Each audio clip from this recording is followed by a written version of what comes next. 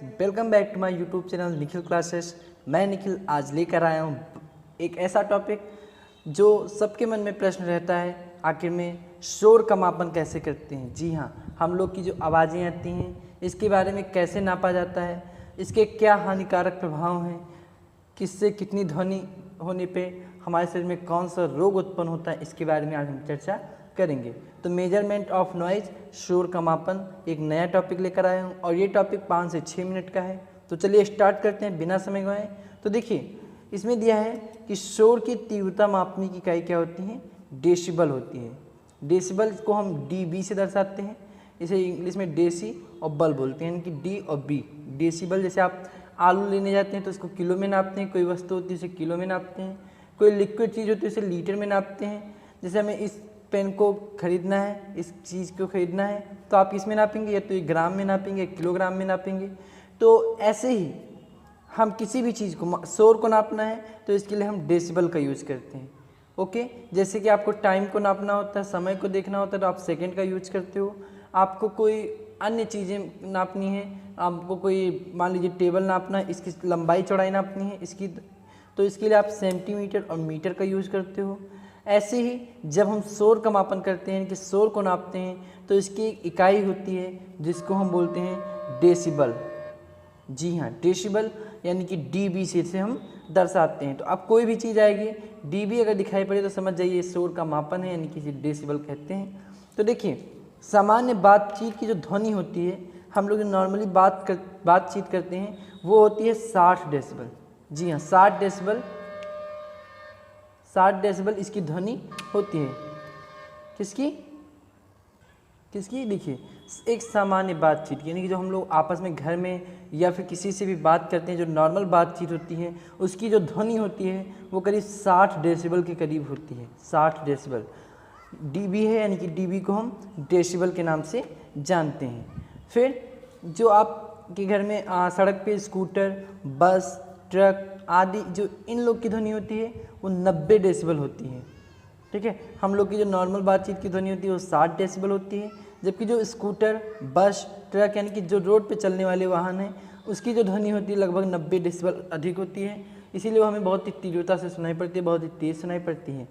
और जो jet engine होते हैं, यानी कि जो हवाई जहाज़, आपके एरोप्लेन, जितने भी वायुयान होते हैं जो हवा में उड़ते हैं, उनकी लगभग 150 डेसिबल की ध्वनि उत्पन्न होती है। आपने कल्पना किया होगा कि अगर कोई आसमान में भी कोई चीज़ उड़ती है तो आपको बहुत तेज़ आवाज़ सुनाई पड़ता है, अगर वो नज़दीक हो तो और तेज़ होता है, अगर आप एकदम बिल्कुल पास से होके जाता है तो आपको कुछ सुनाई नहीं पड़ता है। तो इसकी जो ध्वनि होती है लगभग 150 डेसिबल की अधिक होती है, यानी कि जो हम लोग की नॉर्मल बातचीत होती है उससे 2 से ढाई गुना ज़्यादा होती है। किसकी? एक जेट की। और जबकि रॉकेट का शोर कितना होता है? 180 डेसिबल का होता है।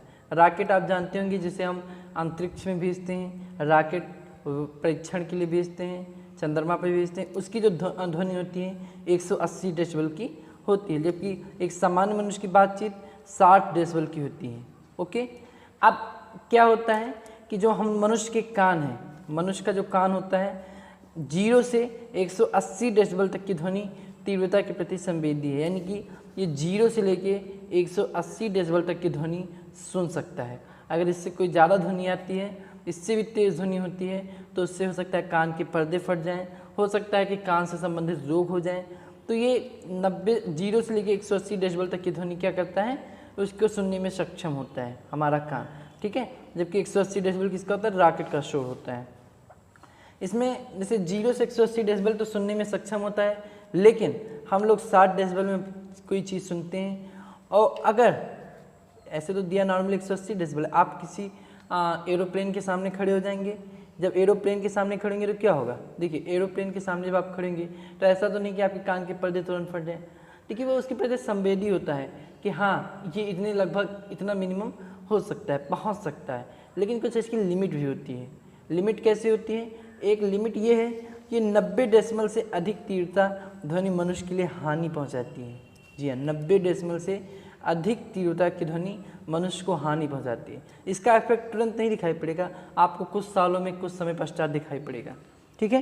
तो इस चीज़ का आप खास तौर पे ध्यान रखिए कि 0 से 180 डेसिबल तक की ध्वनि तीव्रता प्रति संवेदी होती है, जबकि 90 डेसिबल से अगर अधिक हो जाती है तो ये तीव्रता मनुष्य के लिए हानिकारक होता है। इसीलिए आप जब गाड़ी या इंजन, ट्रेन की आवाज़ सुनते हैं या फिर आप ट्रकों की आवाज़ सुनते हैं तो आप अपने कान बंद कर लेते हैं। सुन तो सकते हैं लेकिन आप कान बंद कर लेते हैं। क्यों? क्योंकि वो 90 डेसिबल से अधिक की ध्वनि होती है। इसकी ध्वनि करीब कितनी है? 90 से अधिक भी हो सकती है। ओके, तो ये थे शोर की तीव्रता मापने की इकाई। और हमने देखा यहाँ पे किसकी ध्वनि कितनी होती है और कितना अगर अधिक हो जाए तो हमारे लिए हानिकारक हो सकता है। अब देखते हैं इसके प्रभाव क्या हैं, इसके क्या इफेक्ट्स होते हैं हमारे शरीर के ऊपर, हमारे पर्यावरण के ऊपर। तो देखिए दिया है कि अधिक तेज की ध्वनि श्रवण शक्ति का ह्रास होता है। एक तो प्रमुख कारण ये है श्रवण शक्ति, यानी कि हम लोग की सुनने की जो शक्ति होती है, सुनने की क्षमता होती है, धीरे धीरे कम होती जाती है। अधिक तेज की ध्वनि अगर 90 डेसिबल से अधिक की ध्वनि हो जाए तो हम लोग के लिए हानिकारक होगा और हमारे शरीर के लिए और साथ ही साथ हमारे भविष्य के लिए भी बहुत ही हानिकारक होता है।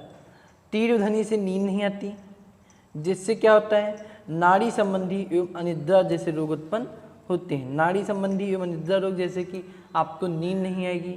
नाड़ी संबंधी यानी कि आपके परिसंचरण तंत्र में आपकी जो नाड़ियां हैं जिसमें खून प्रवाहित होते हैं उसमें समस्या उत्पन्न हो जाएंगी।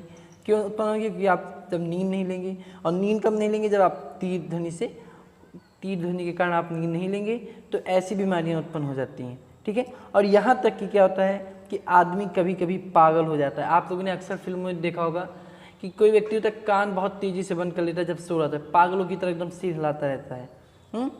फिर दिया है 120 डेसिबल से अधिक ध्वनि गर्भवती महिला तथा उसके गर्भस्थ शिशु के लिए हानिकारक होता है।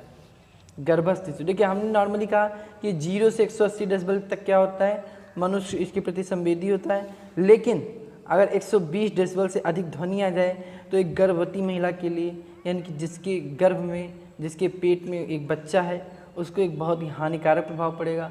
और हो सकता है कि इसके शरीर पे एक ऐसा इफेक्ट पड़े, विकलांगता का हो सकता है, मानसिक समस्याएं पैदा हो सकती हैं। तो 120 डेसिबल से अधिक ध्वनि गर्भवती महिला तथा उसके गर्भस्थ शिशु के लिए क्या होता है, हानिकारक है। और कुछ ध्वनि क्या करते हैं, सूक्ष्म जीव को भी नष्ट कर देती हैं। जी हाँ, आप लोग कल्पना कर सकते हैं कि जब 90 से अधिक डेसिबल की ध्वनि हम मनुष्यों के लिए हानिकारक होती है तो वो सूक्ष्म जीव जो हम लोगों के एक चींटी से भी छोटे होते हैं, तिनके के बराबर होते हैं, उनके ऊपर क्या प्रभाव पड़ता होगा। तो कुछ ध्वनि ऐसे होते हैं जो सूक्ष्म जीव को नष्ट कर देते हैं, जिससे क्या होता है कि वातावरण पर हानिकारक प्रभाव पड़ता है। तो ये क्या होते हैं कि एक दूसरे से अटैच रहते हैं। ध्वनि का भी संबंध पूरे प्रभाव पर, पूरे पर्यावरण पर, पूरे समाज पर इसका असर पड़ता है। हर एक चीज़ किसी ना किसी चीज़ से जुड़ी हुई है। जैसे हमने कहा कि अगर ध्वनि क्या होगी, बहुत तेज होगी तो सूक्ष्म जीव नष्ट हो जाएंगे, सूक्ष्म जीव नष्ट हो जाएंगे तो वातावरण पर हानिकारक प्रभाव पड़ेगा, वातावरण पर हानिकारक प्रभाव पड़ेगा तो हम मनुष्यों पे क्या होगा, बुरा प्रभाव उत्पन्न होगा, हो सकता है मृत्यु भी हो जाए उसकी। तो किसी न किसी रूप से कनेक्ट होता है, किससे, हम मनुष्यों से कनेक्ट रहता है। तो ये थे आज के टॉपिक जो हमने आज सीखे हैं। आप चाहें तो इसका स्क्रीनशॉट ले सकते हैं, आप चाहें तो इसका स्क्रीनशॉट ले लें, अपने दोस्तों के पास भेजें, और हो सके तो अपना नोट्स खुद से बनाएं। नोट्स खुद से बनाएंगे तो ज़्यादा अच्छा रहेगा, क्योंकि आप जब लिखेंगे तो धीरे धीरे आपको याद हो जाएगा। आई होप आपको ये टॉपिक पसंद आया होगा। हमने पिछले भी वीडियो में टॉपिक बहुत अच्छे समझाए। हमने ये देखा था पिछले वीडियो में कि मर्डर और सुसाइड कैसे पता चलता है, पोस्टमार्टम रिपोर्ट में क्या आता है। हमने कूलाम का नियम और हमने डेरिवेशन कुछ किए थे, जिसमें हमने ग्रेविटी एंड कूलाम लॉ का संबंध दिया था, क्या समझौता किया था, कंपैरिजन किया था उनके दोनों के बीच में। फिर हमने बायोलॉजी के कुछ टॉपिक ऐसे दिए हैं जो आपके बोर्ड एग्जाम के लिए और कॉम्पिटिटिव एग्जाम के लिए महत्वपूर्ण है। तो आई होप आपको ये वीडियो पसंद आई होगी। अगर ये वीडियो आपको पसंद आए तो चैनल को लाइक, कमेंट और सब्सक्राइब जरूर करें, और अपने दोस्तों के साथ भी शेयर करें। Thank you.